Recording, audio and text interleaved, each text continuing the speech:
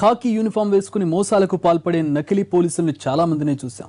ఇలాంటి మోసాలన్నీ మగవాళ్లే చేస్తుంటారు. కానీ ఇప్పుడు మహిళ నకిలీ పోలీసుల అవతారం ఎత్తడం డిపార్ట్మెంట్ ను ఉలిక్కి పడేలా చేసింది. ఇలా నకిలీ పోలీసు అవతారం ఎత్తిన లేడీ ఫేస్బుక్ లో ఫ్రెండ్ రిక్వెస్ట్లు పంపి చివరకు పోలీసుల్నే బురిడి కొట్టించి వేలకు వేల నొక్కేసింది. ఆ లేడీ ఖాకీ వసూళ్లపై ఫిర్యాదు రావడంతో అడ్డంగా బుక్ అయింది.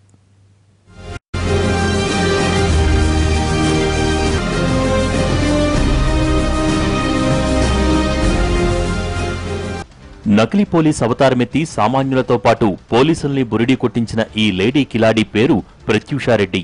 వరంగల్ రూరల్ జిల్లా నెక్కొండ గ్రామస్తురాలు. ఎంకాం వరకు చదువుకుంది.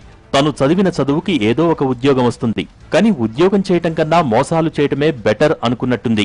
జల్సాలకు అలవాటు పడి వసూళ్ల కోసం నకిలీ పోలీస్ అవతారమెత్తింది. భూపాలపల్లి, వరంగల్, హన్మకొండ సుబేదారి పిఎస్ల పరిధిలో విధులు నిర్వర్తిస్తున్నానంటూ నకిలీ ఐడి కార్డులు సృష్టించింది. ఫేస్బుక్ లో అకౌంట్ తెరిచి పోలీస్ యూనిఫామ్ తో ఫోటోలు అప్లోడ్ చేసింది. జిల్లాలోని పోలీసులందరికీ ఫ్రెండ్ రిక్వెస్టులు పంపింది. అప్పుడప్పుడు చాటింగ్ చేస్తూ లైన్లో పెట్టింది. ఫోన్ కాల్స్ చేస్తూ మాటలు కలిపింది. ఆ తర్వాత డబ్బులు గుంజటం మొదలుపెట్టింది.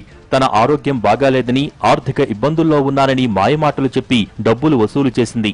ఎంతైనా సొంత డిపార్ట్మెంట్లో పనిచేసే అమ్మాయి కావటంతో అడగ్గానే కొందరు పోలీసులు డబ్బులిచ్చారు.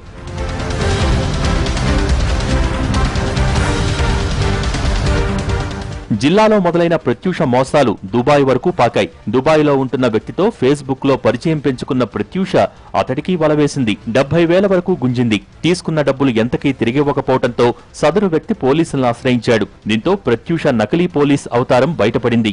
ఈమె కానిస్టేబుల్ కాదు, సుబేదారి అని భూపాలపల్లి ఐడి కార్డు సృష్టించింది.